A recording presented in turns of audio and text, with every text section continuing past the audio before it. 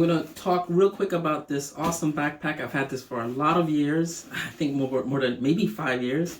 It's one of the low-key backpacks I never reviewed, but it is the Patagonia Refugio. I know I'm saying that wrong. Someone will correct me down below. The Refugio 28L. L is for liters. 28-liter backpack. It's your basic kind of a back-to-school backpack.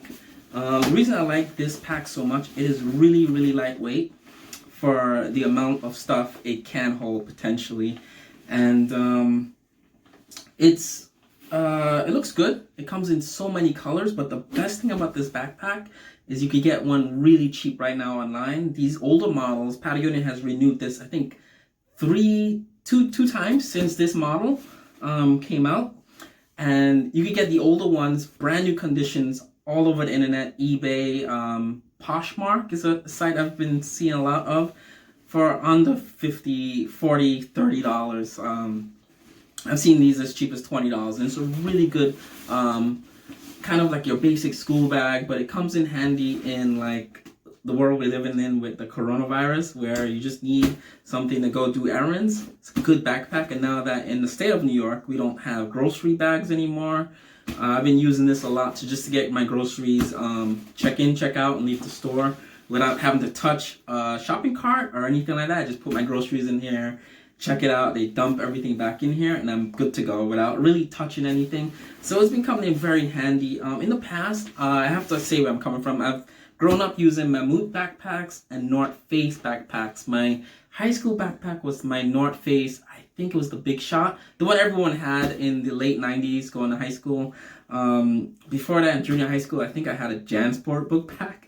So I've grown up with a lot of different hiking kind of themed backpacks, but I think this one is the cream of the crop. This is the pinnacle of your hybrid hiking office kind of. You can wear this to work, use this to go to work, use this for errands. I'm not gonna go into details on this backpack. We're locked inside the house. I'm not gonna do that. I might be able to do an outside video wearing this to show you guys what it looks like. But you can Google this one. It's a very popular backpack. So I'm gonna go through the features real quick while I'm in my bathroom during lockdown. You have the side compression straps. Really good straps, and all the straps on this backpack, I don't know if you could see, have these little elasticated loops. Because normally one of my biggest gripes growing up with backpacks is the straps would always get stuck on things. I take the subway. I've been taking the subway my entire life, and now I drive, so these straps tend to get tangled and everything. But what Patagonia does on these packs is include a little elasticated sliding ribbon to keep everything in place, which is really, really cool. Even the main straps have that sliding thing to keep that main strap from going astray. The back panel is padded. I'm just going to go around the side. You also have a little port here for your corded headphones, if people still have corded headphones.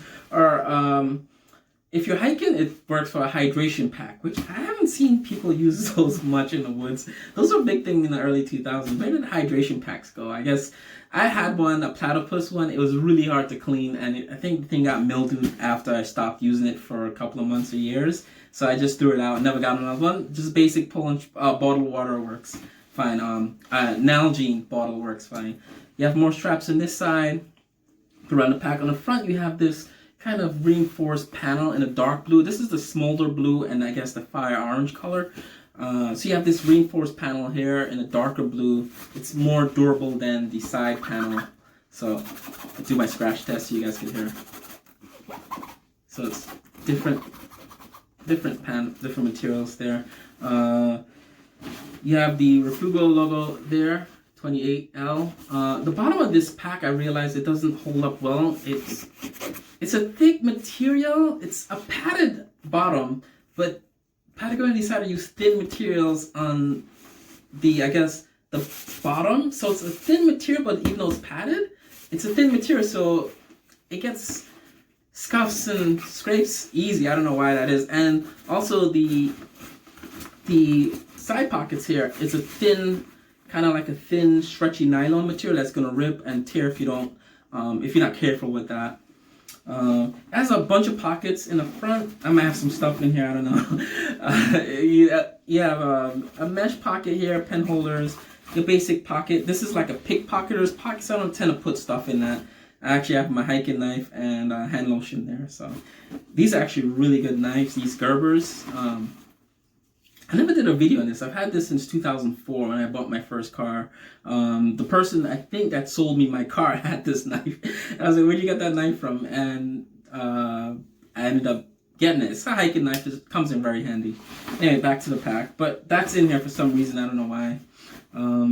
So you have a lot of internal pockets in the front here. Now, what I like about this is the inside is orange. So it's easy to find stuff. Like if this was a dark color inside, I would not have known this was even in there. But it's a bright orange all the way down to the bottom. So you could see stuff. And I think that's an underrated aspect of backpacks. The interior color. If it's a lighter color, even though it's a dark color on the outside, having a light color inside, it makes it so easy to find stuff. People don't think about that. Above that, you have a little tiny pocket. I usually put... don't put any valuables in there, but like maybe gum or chapstick in there. So it's a really easy pocket to get to if you're hiking or whatever. If you're commuting, you can just put like your office key card in there or something and loop it to something else. Behind that, you have the biggest pocket in the backpack. So you kind of going to turn it sideways so you see where I'm going, so it's not confusing. So you have the front pocket, which has the extra pockets inside. Then your second row, it's a lot of rows of pockets here. You have your tiny, you have your tiny pocket at the top there. Boom. And then the third row in from the front, you have your main massive pocket in there. That's gonna hold like a jacket or something like that, or if you have shoes. I'm actually doing a video review right now on these two other packs, so that's why they're in here. Junk. So it's a big pack, and it's bright orange. The bottom is padded on this. You can hold up to a 21-inch laptop, I believe. I've never put a laptop. I don't have a laptop I commute with, but you could put a big laptop in that bad boy there, and it's all padded back and bottom. It's back and bottom padded, which is cool. So that's really like that. That is orange and easy to see. Now behind that, in the fourth kind of layer of pockets, you have a back pocket here, and this is where I put my iPad and my valuable stuff in this kind of secretive pocket in the back, and it is padded in the back and padded on the bottom. So this goes all the way down to the bottom, this back pocket here, and it's bright orange, which is cool. So you have that one. You have this big pocket here. You have the little top pocket and front pocket there. So there's a lot of different layers of places to put things, which I love. Actually, I'm going to tell you the date of this backpack because Patagonia they tend to do that. So, yep, fall 2016. And we put the style number down below. That's all in that little tag. So when in doubt, you can always find information in your product on that little tag. So I've had this since 2016. For 4 years, roughly. Fall. I bought this in the fall. And it's held up well in that time. And this is like a backpack. I have a Toomey backpack in my Filson briefcase and stuff, but this is something that I abuse a lot of, and I don't do a video review on this ever because it's usually dirty, or I throw it in the washing machine to clean it up, but it's a pack that I abuse, so it looks good for being with me for four years, so it's pretty good. And that's pretty much it. I'm going to just put it on so you guys can see what the straps look like. I'm trying to pack it with stuff.